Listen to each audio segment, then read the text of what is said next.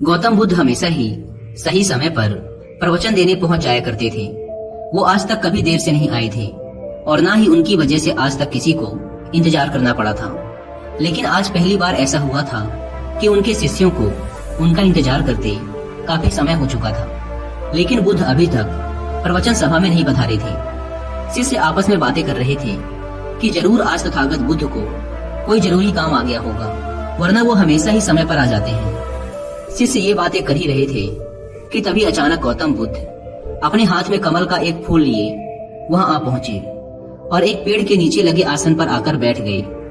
आश्रम में करीब 500 शिष्य थे जो उनका प्रवचन सुनने के लिए बुद्ध का इंतजार कर रहे थे। इन 500 शिष्यों के अलावा आश्रम में एक और शिष्य भी था जिसका नाम था महाकश्यप। आश्रम के बाकी शिष्य मानते थे कि महाकश्यप पागल है, क्योंकि वह कभी भी उनके साथ बैठकर बुद्ध के उपदेशों को नहीं सुनता था।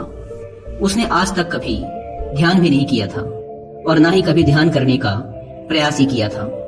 वह बस पूरे दिन चुपचाप किसी पागल की तरह आश्रम के एक पेड़ के नीचे बैठा रहता। ना ही उसके पास कोई बात करने आता और ना ही वो किसी से बात करता। जब उसका मन करता तो आसपास के गांवों में जाकर थोड़ी सी भिक्षा मांग लेता और भिक्षा में जो कुछ भी मिलता उसे खाकर उसी पेड़ के नीचे फिर बैठ जाता। वह बस पूरे दिन आश्रम के पेड़ पौधे, आसपास बिखरे पत्ते, घास और आश्रम में आते जाते भिक्षुओं को ध्यान से देखता रहता। सभी का विश्वास था कि वो एक धार्मिक इंसान नहीं है। आश्रम में रहने वाले सभी भिक्षुओं का मानना था कि वो एक पागल और मूर्ख इंसान है जिसे कोई भी कुछ नहीं सिखा सकता। तो आज के दिन गौतम बुद्ध आए और आकर आसन में बैठ गए। बैठते ही उन्होंने अपने हाथ में लिए कमल के फूल को देखना शुरू कर दिया। शिष्य इंतजार कर रहे थे कि बुद्ध कुछ बोलेंगे, लेकिन बुद्ध कुछ भी नहीं बोले। वो बस उस कमल के फूल को ध्यान से देखते रहे। बुद्ध उस कमल के फूल को देखने में इतने खो गए, इतने ध्यान मग्न हो गए कि कब मिनट घंटों में बदल गए उन्हें पता ही नहीं चला।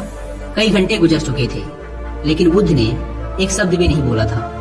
वो बस उस कमल के फूल को देखे जा रहे थे। अब वहां बैठे 500 शिष्यों के अंदर जोरों की बेचैनी मचने लगी। सभी इंतजार करते करते परेशान हो चुके थे। तभी अचानक वहां बैठे भिक्षुओं को पीछे से किसी के जोर से हंसने की आवाज आई। उन्होंने पीछे मुड़कर देखा तो उनके आश्चर्य का ठिकाना ना रहा। महाकश्यप बुद्ध की तरफ देखकर जोर जोर से हंस रहा था। इतने सालों में लोगों ने आज उसे पहली बार हंसते हुए देखा था।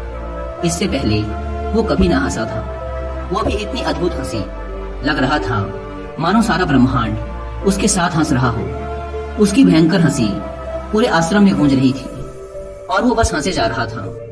भिक्षुओं ने बुद्ध की तरफ देखा।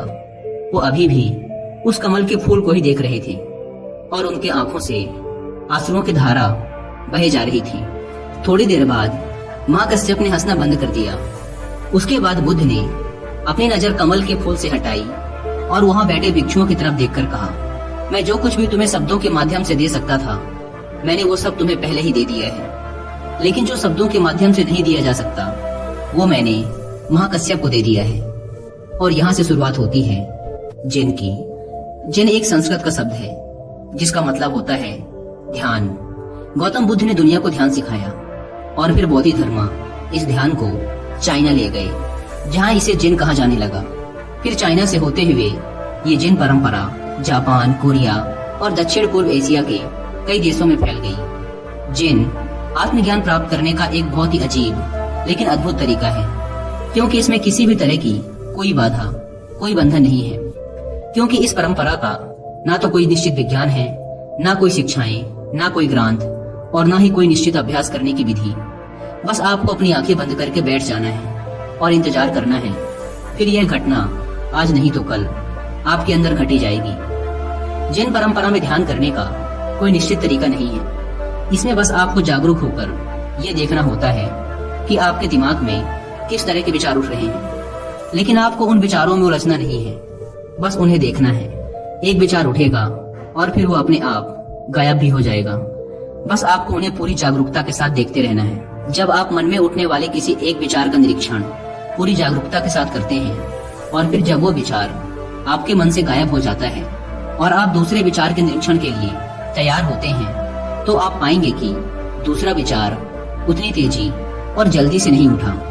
ऐसा इसलिए होता है क्योंकि जब आप अपने मन के विचारों पर ध्यान देना शुरू कर देते हैं तो हमारे मन की भागदौड़ कम हो जाती है और मन शांत होने लगता है।